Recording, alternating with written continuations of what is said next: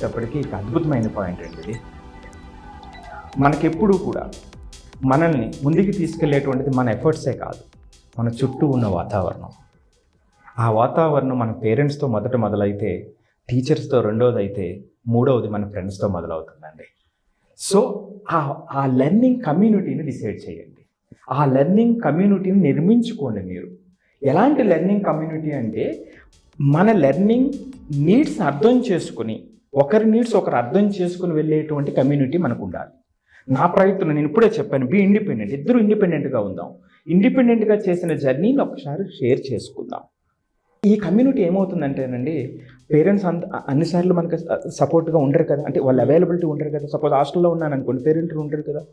లేదా స్కూల్లో ఉన్నాను అనుకోండి, పేరెంట్ డిపెండెన్సీ ఉండదు కదా. సో ఎక్కువ కాలం యాక్టివ్గా గడిపేది ఎవరితో గడుపుతాము? ఫ్రెండ్స్తో గడుపుతాం. ఆ ఫ్రెండ్స్తో వచ్చేటువంటి డిస్కషన్లో ఎక్కువ భాగం మన యొక్క గ్రోత్ మీద డిస్కషన్ ఉందనుకోండి, మన లెర్నింగ్ మీద డిస్కషన్ ఉందనుకోండి, ఒకసారి ఆలోచించండి ఎట్లా ఉంటుందో వాతావరణం. అవును. సో అది నేను చెప్పేదండి. ఆ డైలీ ఇంటరాక్షన్స్ ఎప్పుడైతే ఆ ప్రొడక్టివ్ సపోర్టివ్గా మారిందో, వాళ్ళ మైండ్ యొక్క శక్తి వేరే విధంగా మారిపోతుంది.